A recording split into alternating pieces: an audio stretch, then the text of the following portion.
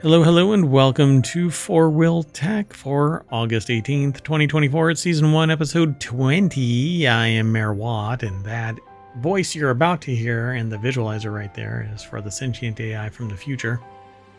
Good evening, hometown citizens, and welcome to Four Wheel Tech. You thought I was going to step on your lines. We're going to be talking about vintage Volkswagen Beetles, Hyundai Palisade investigation, and you get a landing craft. Refueling hydrogen in California sucks. Indianapolis Motor Speedway, electric cars with long range, Acura EV concepts, Nissan hybrid problems, Mercedes Maybach s1e20, and the Porsche Speedster dreams. Everything is powered by hometown.com and whatever's going on.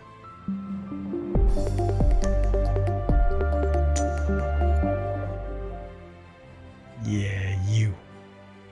So, I see you out there, folks. How y'all doing? How you doing? How you doing?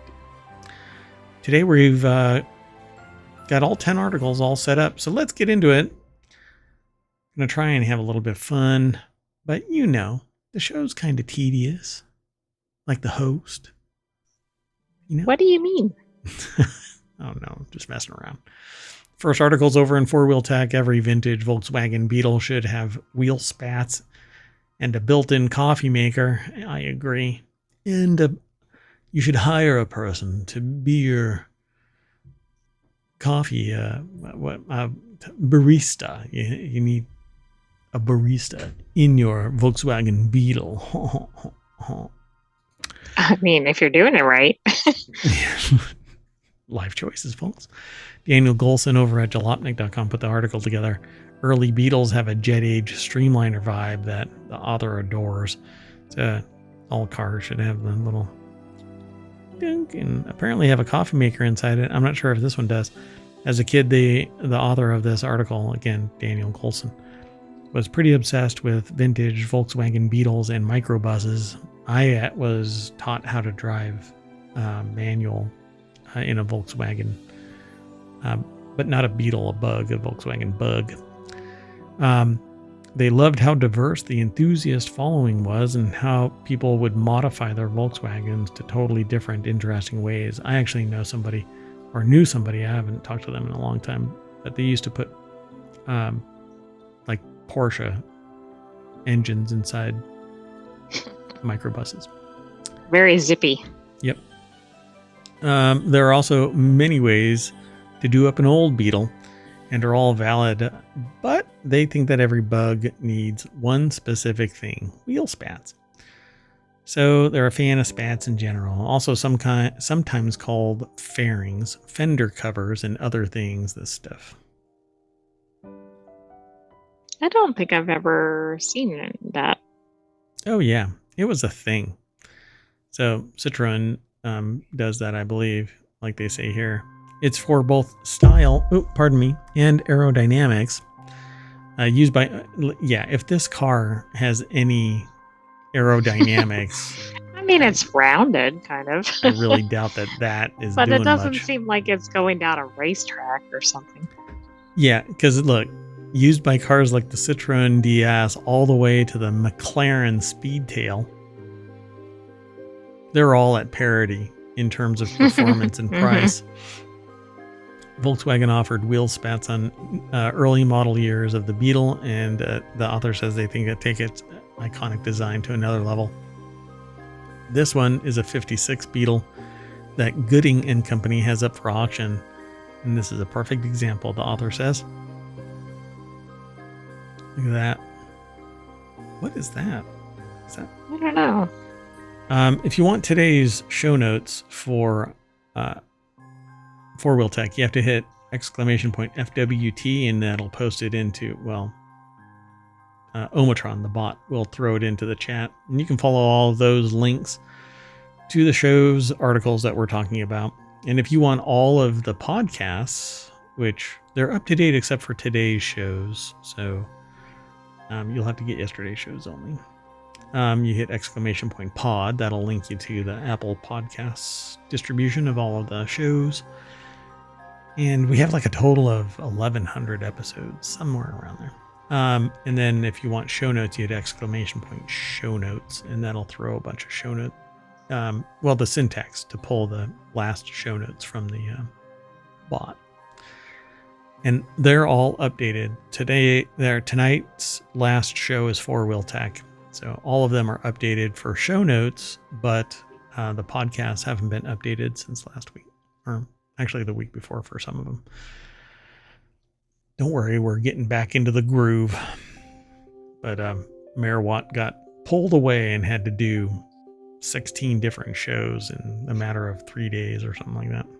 How'd that go? It did not. So a dash-mounted coffee maker, that's wild. So that's what that is. Oh, okay. I thought it was a, what is the thing? The carbonator thing? Oh, like a soda stream? Yeah, soda stream. It looks like a soda stream bottle. Yeah, Yeah, the black does. top and the curvy nature of it. Also looks kind of like a missile, which is kind of ironic. Anyway, so yeah, it looks like it's a fully restored. Look, it has a back speaker and everything. Look how posh. Oh my goodness, this is so... An intercom. I can't think of what the word is, but it all looks like it's on theme. Is that a speaker or is that an intercom? Because if it's like a stereo thing for the back, that's one thing.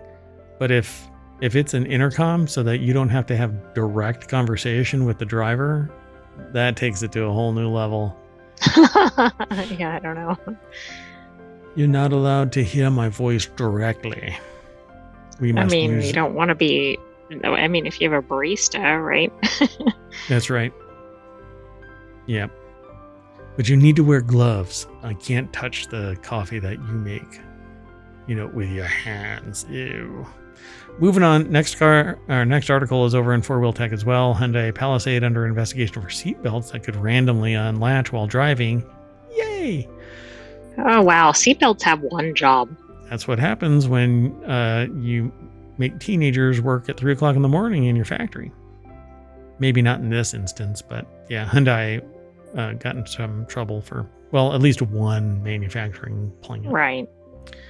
There may be serious problems with the Hyundai Palisade, the brand's third best-selling SUV. The Palisade's seat belts may unintentionally unlatch while driving, and now the government is looking into it. You know how they find this out? They verify it by slamming on the brakes, and when a person shoots through the windshield, they go, yep. Yep, that's what we thought was going to happen. Bingo. So over 330,000 vehicles could be affected after NHTSA received 37 complaints about the seatbelts randomly unlatching. Lawrence Hodge did the article. If they had 37 complaints, think how many must have actually happened. Yeah, that's a lot of complaints. I actually had something like this happen at it was Disney World. The arm One came of the ride down. things. Yeah, yes. The arm came down.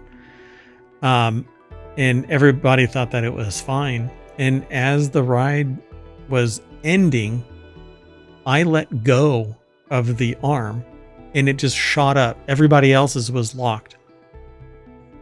And the person at the end of the ride goes, "How'd you unlatch it?" And I said, apparently it never latched because I was holding on to it during the whole ride. And they're like, "What?" And I said, yeah, when it came down, I was holding on to it. And when I let it go at the end of the ride, it just shot straight up. And they're like, okay, we'll look into it. I bet that car was out of service immediately. So can you imagine you take a left-hand turn and your seatbelt shoots up to the corner? And no. Yeah. Probably lay an Hyundai egg right is there. Having a pretty difficult time. It's just a bad year all around, man. But it's not 2020 bad, 2021 bad. I mean, they had the thefts, they had the child labor issues, and now they've got this, and I think they've had other recalls too, although a lot of the manufacturers have. Yeah, this article might actually have more of it. So the Office of Defects Investigation, which is really bad when you actually have an entire office for defects investigation. Exactly. You shouldn't even need that. Yeah. Meanwhile, the industry is like complaining of oversight. Oh, we should be able to self-regulate. Oh, to hell with that. The complaints allege that without warning, the seatbelt sometimes inadvertently unlatch, increasing the risk of injury due to full loss of seatbelt protection in the event of a crash, and probably cause a crash because you're too busy wondering what the frick just happened. Exactly. So earlier this year, an owner detailed on Reddit how even after the seatbelt in their Palisade was relatched after it unlatched again. Seatbelt's Oh, like, no, wow. no, no, no, no, no. It's like that little girl that was on the wall going down, down, down, down. Oh, yes. Like, I'm going to. Anyway, so if you own a Palisade, don't rely on your seatbelts until you get this checked. Because it apparently will unlatch with the frequency of a cheap ham radio, and you don't know when. Right. So how can you drive your car? I don't know. You can't, because you don't know when it could happen. Just believe. Moving on. Next article is over in 4-Wheel Tech. Buy this U.S. Army landing craft for all your beach storming needs. Have fun storming the beach. Has this ever happened to you? You're scrolling Facebook Marketplace, eyes idly flitting across listings, and then you see it. And it's beautiful in all its industrial glory, with its back landing door down. Look at its rear end. Oh yeah. Maybe it's a pristine museum example. Maybe it's a project. But either way, it's got a horrible issue in that there's a body of water between you and that wonderful bodywork. Oh yeah. You just lower that back door. That's right. And then you buy this.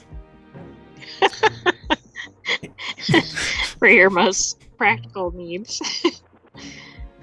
So how else are you going to transport Facebook Marketplace shitboxes around? Amber De Silva proposes a landing craft. So, wonder no more. How much this is. Oh. It's a very reasonable price, according to De Silva. $425,000, and you can put a whole bunch of stuff on there. It looks like 2 dump trucks. Look at the dump trucks on her. Anyway, U.S. Army landing craft. There's no better way to transport a car around than an enormous military boat that's meant to drop tanks on French beaches. Too soon. Oh, that's funny. It's funny because it's true. So, in fact, you could just make this boat your home. It has bunks for sleeping and at least one table that could fit a microwave, which is more than you get in many Manhattan apartments. That's where I was going to go with this article. Live on the waves with your fleet of motor vehicles. If that's not ideal lifestyle, I don't know what is. The boat's currently located in the San Francisco Bay, and maybe at the bottom of it at some point. But it doesn't really matter where you live because you can get it home under its own power. If you're an East Coaster, just take it through the Panama Canal. I cannot imagine there would be a single issue with taking a military boat through the Panama Canal. I love the writing. The writing in this is spectacular. Amber De Silva. Really? Amber De Silva. Okay. All right, folks. Well, look at that. You need a way to what? I think that's made up for the article. Aquatizzly? Aquatizzly. Thank you. Maybe. AI. Or yeah. You need a way to aquatizzly transport vehicles, and there's no better way than a truly enormous 3-engined U.S. Army craft. It's the best solution to your problems. Buy now. I love it. Oh, man. This was a little out of the norm for 4-Wheel Tech, but I'm glad it was included in this week's show. We need to do a monthly show, maybe on the Patreon. That's just like the web article awards, or the internet awards, the internet article awards, something. This actually has that subtle, like snarky nuance that really just appeals to me. Yeah. Oh, that's it. The smash or trash. You should do that. Yeah. Yeah. So put together 10 articles and everybody in chat gets to vote if it's a smash it or trash it. All right.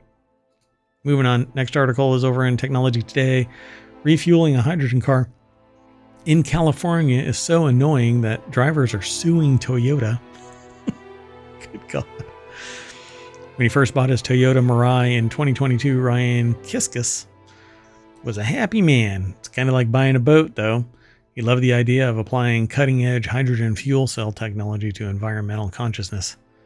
But then the problem started. I don't know. Actually, we haven't read the article. Russ Mitchell from Los Angeles Times put the article together, but it's posted at techexplorer.com. I think we can gauge that there might have been some problems, though. Based on the headline. It's a great car, he said. My background is an engineer, so obviously. What does it matter? Anyway, they're a huge automotive fan. Oh, because you're an engineer, you're an automotive fan. Anybody else out there an engineer? Oh, you're an engineer? I think maybe the point is that you should know what you're getting into. If it's a problem for this person, it might be a problem for somebody else. No. The implication here is that all engineers are huge automotive fans. That's right. I suspect that's what it not says. The case. My background is an engineer. I'm a huge automotive fan. Anyway, I felt that the world was finally catching up with what we have to do to cut greenhouse gases. Then reality crashed in. He soon learned that hydrogen refueling stations are scarce and unreliable. Welcome to the EV world too. Learned that apps to identify broken stations hand out bad information. Welcome to the EV world. And they're in a hydrogen fuel cell car. This isn't even an EV. It's worse than EVs. Yeah. I mean, for accessibility. Sure. Yeah. Learned that the state of California is far behind schedule. 200 stations were supposed to be up and running by 2025, but only 54 exist. So he has to move right next to one of those just to get I was going to say, does he live within 100 miles of one? He bought an apartment. What if you have to go all the way to one and then you're out of power or whatever by the time you get there? Here's one of the charging stations. He purchased an apartment on top of it just so that he knew. Exactly. It's 54 square feet, but I got access to a charging station. So since Kiskis bought the car, the price of hydrogen has more than doubled. Currently the equivalent of $15 a gallon of gas. Wow. Well, but I guess the question is, how far does it take you? So let's see. I've got a great car that sits in the driveway, he said. Brian Coolaway, I guess is their name, can relate. The retired Santa Monican bought a Mirai in 2022 as well. He likes his car too, but it's been a total inconvenience. Complains about fuel. Hydrogen stations are either down for mechanical reasons or they're out of fuel, or in the case of Shell, they're rolled up on carpet and gone home. They're like, I'm outie. They don't get Irving Alden started. He runs a commercial print shop in North Hollywood and he leases a Mirai. He too loves the car, but the refueling system, nah. Kiskis believes Toyota sales staff duped him. No, you're an engineer, bro. And a huge automotive fan.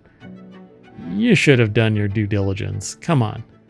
Who steps up to that plate and then complains that it's somebody else's fault? Says that the salespeople said it was readily available. Now, we don't know if they actually made that statement. I'm just...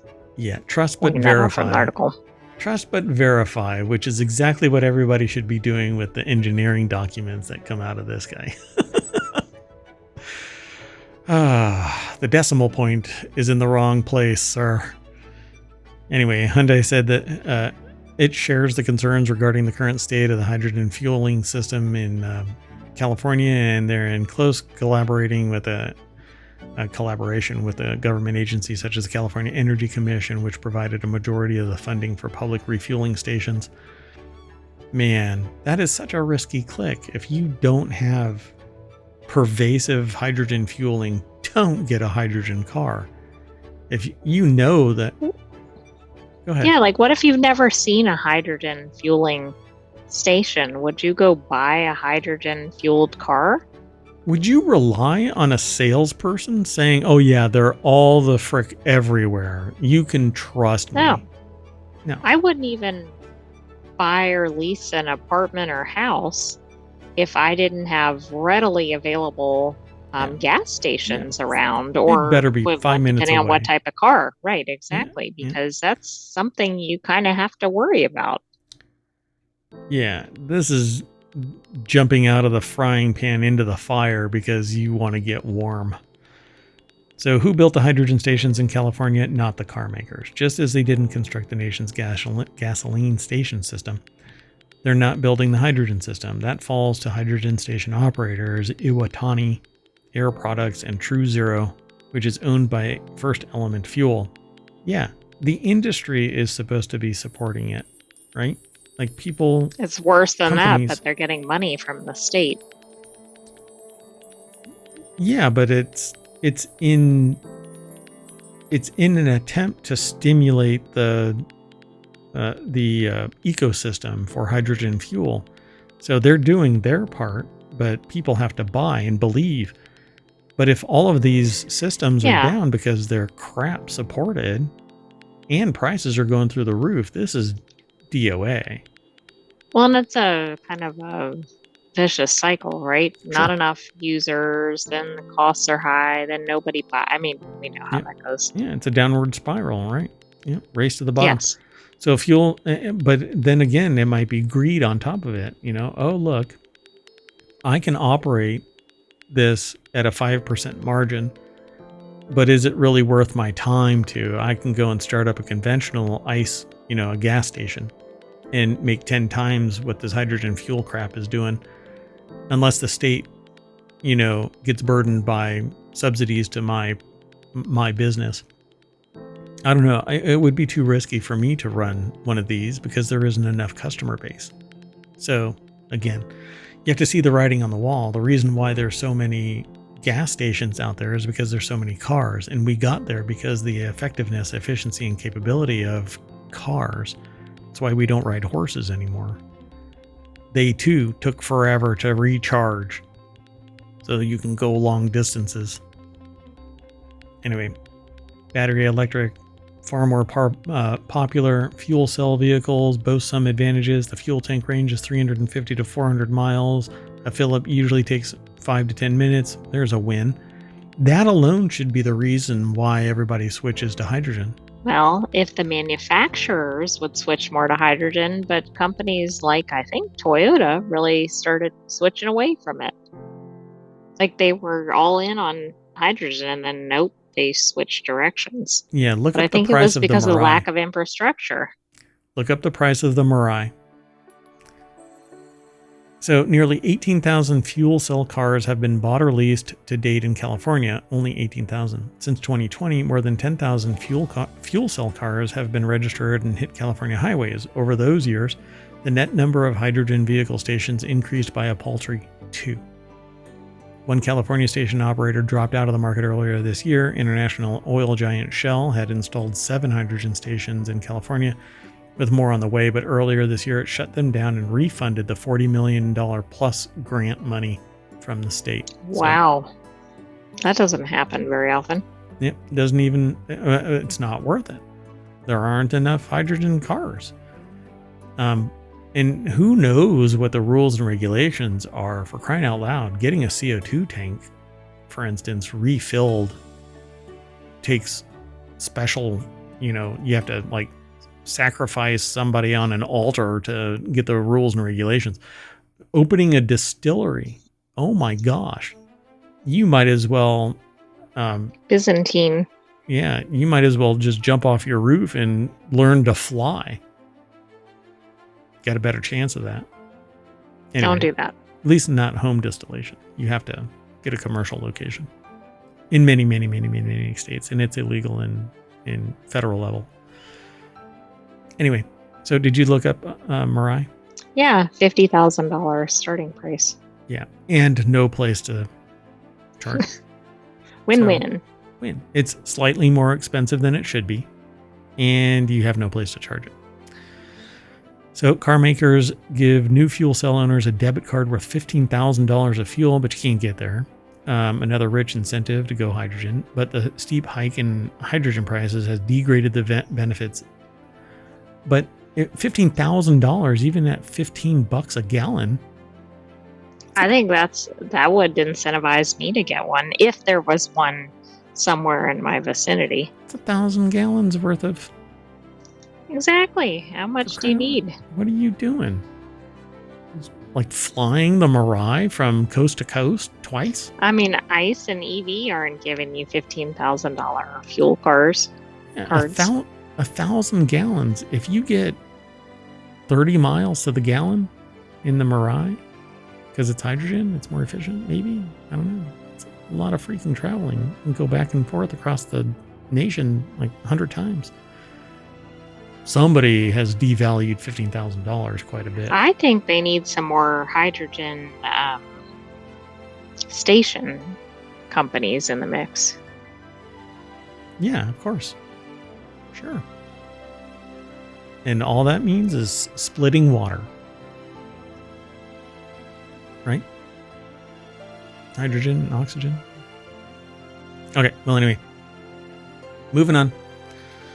Next article is over in Four Wheel Tech, Indianapolis Motor Speedway Museum, auctioning off some of its most valuable cars.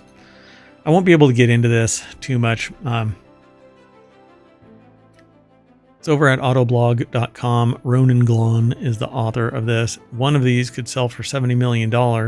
Full list of cars that the Indianapolis Motor Speedway Museum is parting with is as follows, and there's a bunch of them, about 10, 15.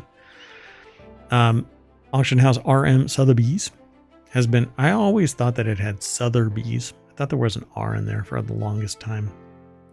Anyway. Is that a Mandela effect? Yeah. But it's Sotheby's. Sotheby's. You have to say it like that. Sotheby's. So it kind of came across like Southern bees. Bees with like cowboy hat. Anyway, been commissioned to sell more than 10 cars from the museum's collection shown at the gallery, shown in the gallery above. It must be here under this. Y'all can go and check that out. I'm not going to do it. So the highlight from the sale is a 1954 Mercedes-Benz W196 Monza Streamliner driven by Sterling Moss and Juan Manuel Fangio. I think that's how they pronounce their last name. I'm not sure. It was an open-wheel race car when Fangio raced it in Buenos Aires in the 1950s, and it was fitted with a more streamlined closed-wheel body by the time Moss raced it in 1955 edition of the Italian Grand Prix. The aerodynamic styling helped him set the fastest lap time. And then there's another hugely significant race car in the batch, a 1964 Ferrari 250 LM assigned chassis number 5893. So boom, they got a Chevy Corvette SS Project XP64 too. Don't know what. I mean, there are cars on here that I'm not familiar with, like the Italia.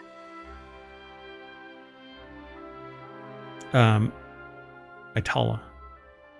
Oh, okay. Well, yeah, that too. Yeah, all of these are like older exotic cars that, like, I've never heard of the Sonic. That one sounds interesting. The Spirit of America land speed record car. Yeah. They have pictures here. View the pictures. So let's click that. Oh, it's all the same. Oh, that's neat. That's the Ferrari 250 LM. What? Just that? with the old style numbers and everything, they look like they belong in a movie. I mean, I guess they're obviously real cars, but you don't see those. And those are the real driving numbers. Around. That's how they had it in 1964. I know, it's cool looking. I said good day. Anyway, the museum is scheduled to reopen in April 2025 because it's going to Sell some cars to free up space and make some money, and that's why some of the most expensive classic cars at the Indianapolis Motor Speedway Museum will cross the auction block before the end of the year. Moving on. Next article is over at Reality Hacker, 11 electric cars with the longest range. I'm going to run through this one really quick because it's all lies. Lies, smoke, and mirrors. You feel that draft? That's somebody blowing smoke. Christian DeLooper put this article together for digitaltrends.com. It's not this article that's, fibbing. It's EVs. Every year you lose efficiency. It takes forever to charge. I've been on this roller coaster in this soapbox many a time, so I'm just going to jump on past it. But they have a list of 11 cars, like it says.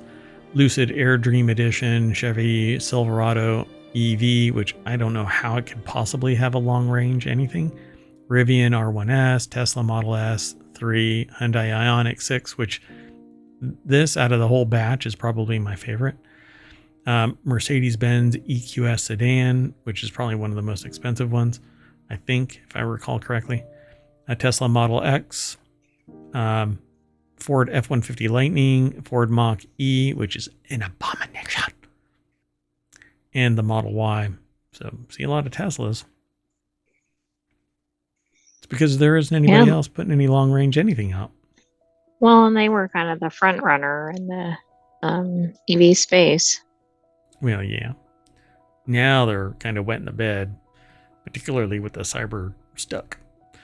So Lucid Air boasts more range than any other electric car right now, but look, we're talking about $70,000 to $80,000. Yeah, it's not approachable. It's just not approachable. 420 miles of range, though, which beats every other electric car on the market right now. The Dream Edition offers 520 miles of range. Yeah. But then when you put this car but when it's raining. Yeah, or in the heat, or in the cold, or up a hill, it has to carry its own massive weight. Because the battery pack is just chunky boy. Anyway, Chevy Silverado EV, you put anything in the bed or tow, and it's 440 mile range. It'll probably get chopped into 150 mile range, and it's $100,000. I don't care if my truck can go from 0 to 60 in 4.5 seconds. Can it act as a truck? Yeah. And it's not going to be able to tow itself anywhere after that. 440 miles gets turned into 220 miles. And then you have to sit around and pick your nose for upwards of 8 hours, letting it charge. Man, I am really jaded about EV tech. Because it's too damn expensive. It's like a New York apartment, right? There was a guy that was running for like governor or something like that on the platform that rent is too damn high. I'm starting to be like that guy. So Rivian R1S, 410 miles for the dual motor variant with the max battery pack, $76,000. I mean, that's a big vehicle for $76,000, I have to admit. But man, prices. Model S, yeah, $75,000. Says thousands of superchargers, but again, you have to sit around, pick your nose. 402 mile range, 359 miles of range for the Plaid, which is the high performance. And most people can't afford a starting price around $75,000. Right. For a car. Yeah, and that's my big beef about this. So then the Model 3, it's $40,000, but it's 272 miles of range. It says 363 miles is the upper range, depending on the model. Yeah, but you pay more, right? Yeah. So the longest range version of the Tesla Model S long range rear wheel drive, it's only rear wheel drive, $40,000. And it says the Model 3 is the cheapest option so far, starting at $38,990, which is probably not that. It's not the long range. The long range has a bigger battery pack. Then the Hyundai Ioniq 6, $37,500. This is probably the most approachable.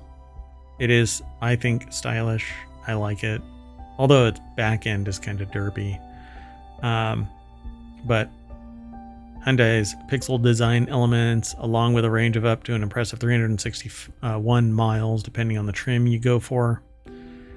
So, base price $37,500.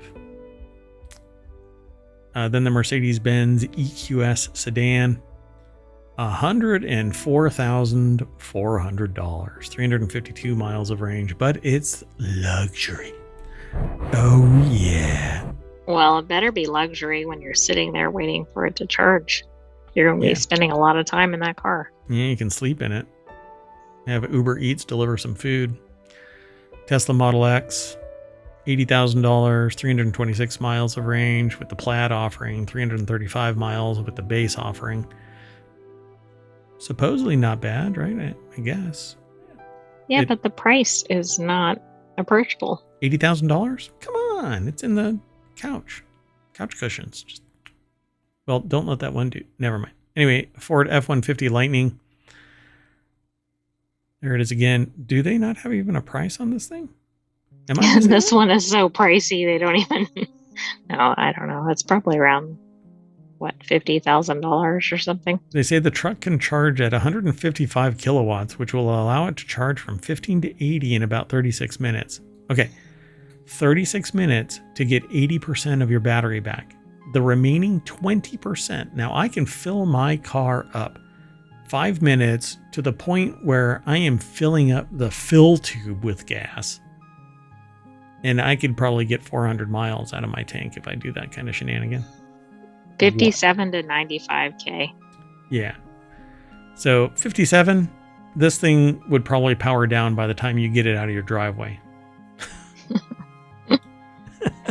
Right, because it's up to, so who knows? Yeah, downhill in a hurricane, 320 miles an hour. Ford Mustang, abomination. No, the Mach-E is, not the Mach-E. Mustang. Yeah, the Ford Mustang. I like a Ford Mustang, but the Mach-E, no. There's just something wrong with its design. I just can't get into it. $40,000 base model.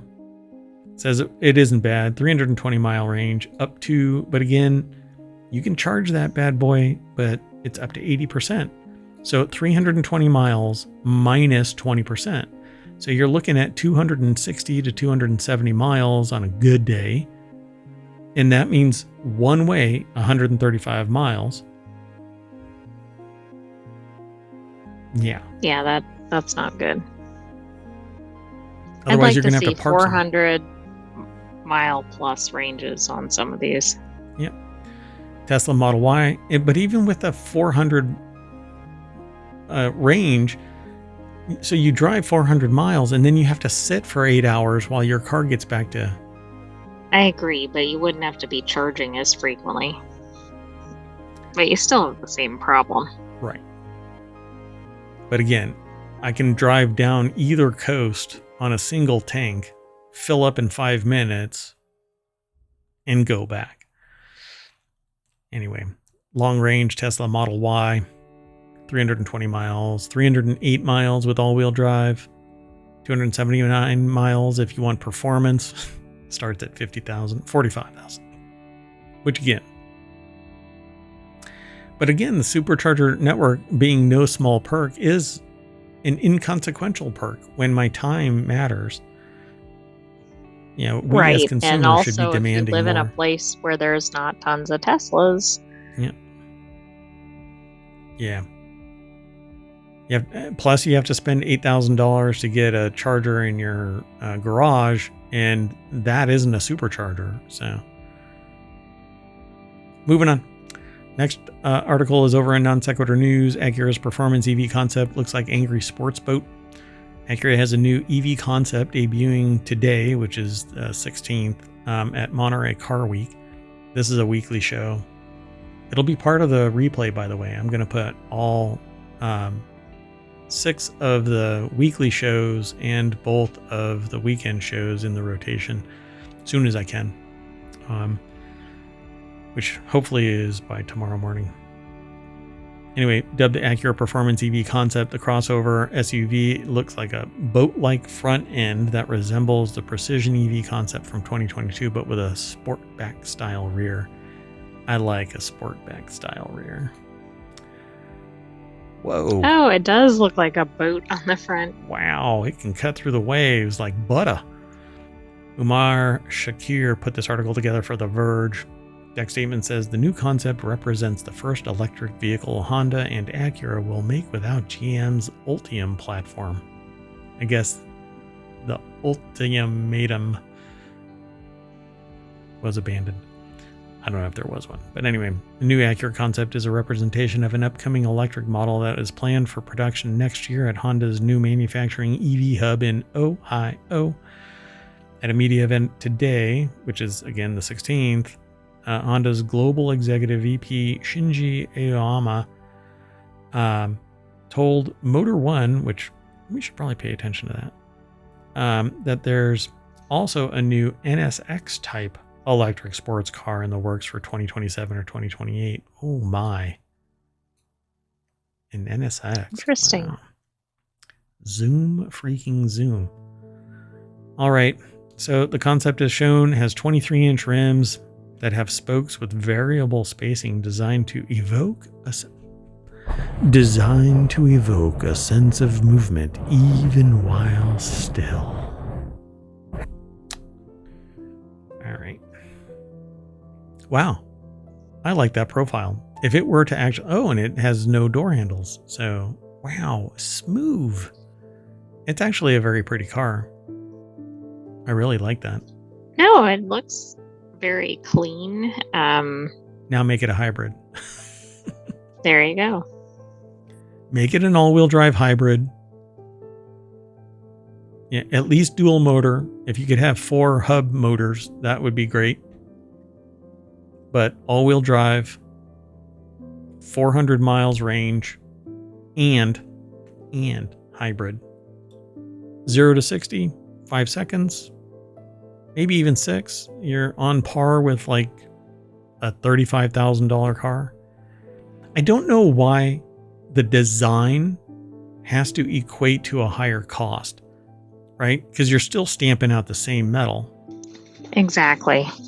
This design on a Mazda should be the same price as a Mazda body on a Mazda, right?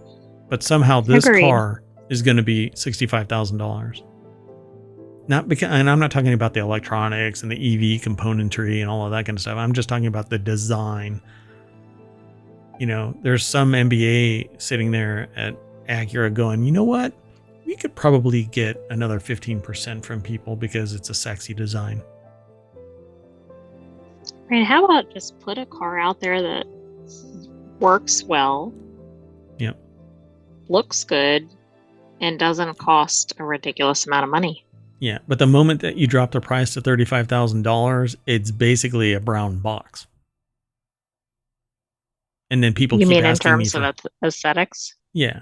And Yeah. people keep asking me to deliver their packages. You're the UPS guy, aren't you? No. It's just a cheap car. Leave me alone. Moving on. Next car. Man, I keep saying next car because it's the automotive show. But Well, anyway. that's kind of accurate. Damn it. Acura, you say? No. Nissan's hybrid problem goes rogue.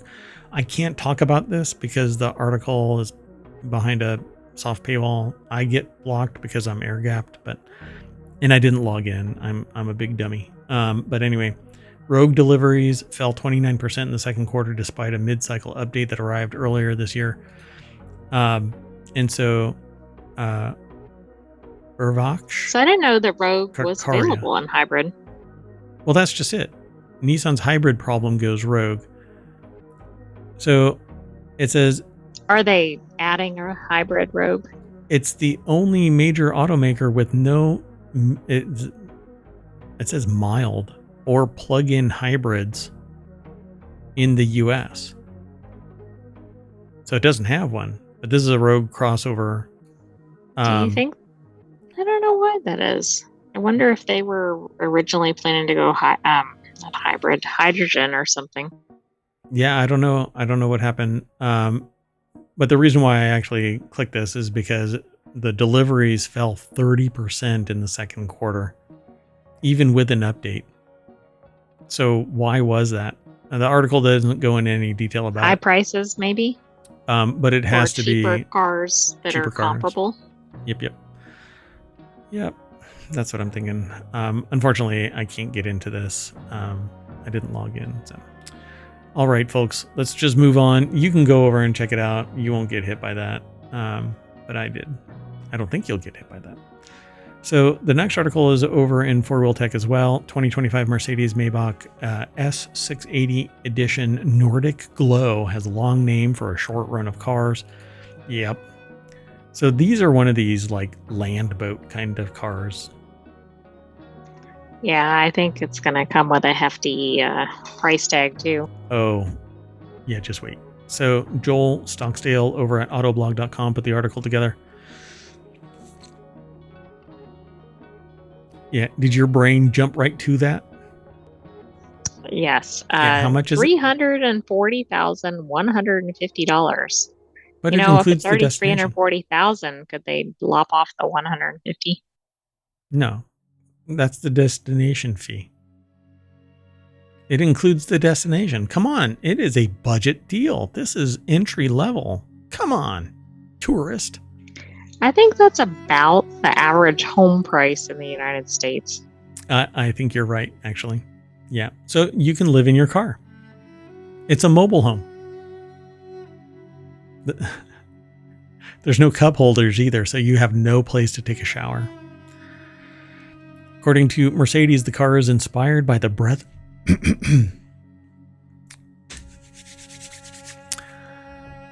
The car is inspired by the breathtaking violet glow of Aurora Borealis over the gleaming white landscape of the Arctic Circle.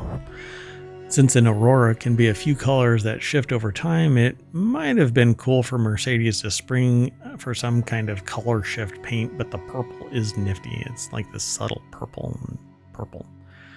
I think that might actually be part and parcel to the Maybach kind of style. I think that's like the royal. Anyway, inside is much more restrained. The seats, including the executive package reclining rears, which everybody enjoys a reclining rear, are finished in what Mercedes calls rose gray leather with amethyst gray contrast stitching. As you can see, the emphasis is on both. Those should absolutely be gray. Gray. It's gray. It's rose gray. Amethyst gray. But we have to jack up the price, $340,000. Anyway, dark herringbone walnut wood trim, embroidered pillows and carpets, and a badge in the center console noting the special edition's rarity. 50. I guess no allowing any red fruit juice in this car. Yeah. Crayola crowns. I mean, it's an interesting... No, I'm sorry. No, this is... even if I had $340,000... Okay, so for that price... Yeah, I wouldn't buy You it. could buy, 6 other cars. Yeah, but roughly. None of them are going to be a V12.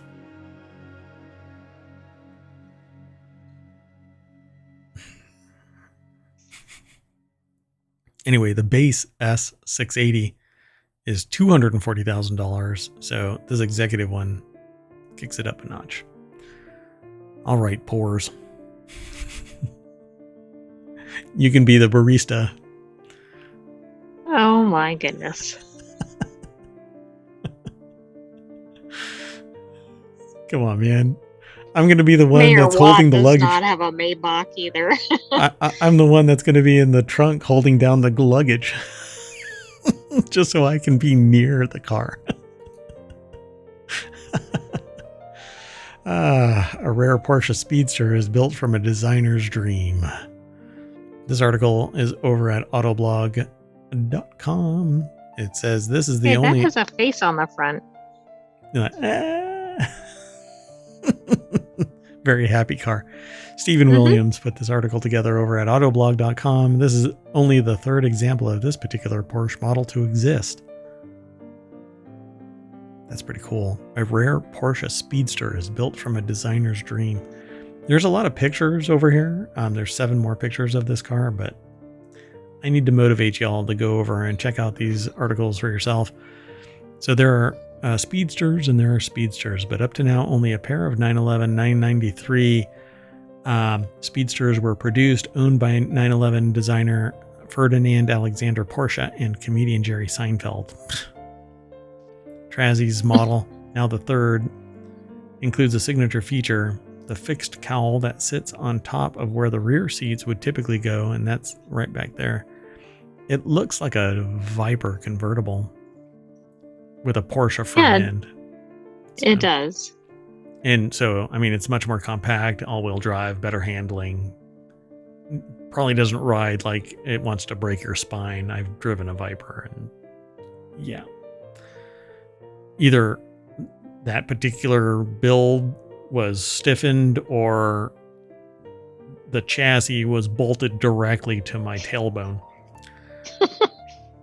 You pay extra for that, right? Yeah, and it still hurts. I mean, my butt hurts right now. Anyway, Porsche upgraded the Trazzy Speedster's mechanicals while they were at it. The engine, chassis, steering, and brake system are from a 911 Carrera RS Type 993. At that time, the air-cooled 6-cylinder Boxer was the most powerful engine from Porsche, with a displacement of 3.8 liters, generating around 300 horsepower. This thing weighs as much as a thumbtack and has 300 horsepower. Yeesh. That's going to be rather zippy.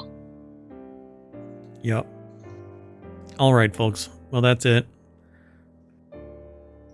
That's a pretty car. I mean, if I wanted a Porsche, I would probably get that kind of a car. But let's see. There's only 3 of them, so probably makes that Mercedes pale in comparison. But I like this better than the Maybach. Right? Yeah, because it would just be you driving and a passenger, nobody else. Or in my case, me and maybe somebody giving me dirty looks because I'm driving it alone. Anyway, so I'm going to hop in my Porsche of my dreams, because it's the only way I'm going to get one, and drive back to 4-Wheel Tech's main page over at ohmtown.com. With that in mind, I think you should drive over to ohmtown.com and become a citizen, and then race over to YouTube, follow us there, like and subscribe, download, watch all of the videos, and like all of them. And then come over to Twitch and follow us there as well, and then download the podcast, leave a 5-star review and your comment, and I'll quote it verbatim. Then hang out in the Discord. That place is really, like, I don't know. There's not much going on because everything's done live or done in email, or I don't know. Sometimes they throw Molotov cocktails at the mayoral mansion for the jokes I'm telling. That's it. I'm Mayor Watt, and that's the visualizer for the sentient AI. You want to say bye? Good night, Hometown citizens. Thanks for joining us for 4-Wheel Tech. We'll have another episode of this next week, but stay tuned tomorrow for non sequitur news. Unless we have an impactor. Oh, I like the music.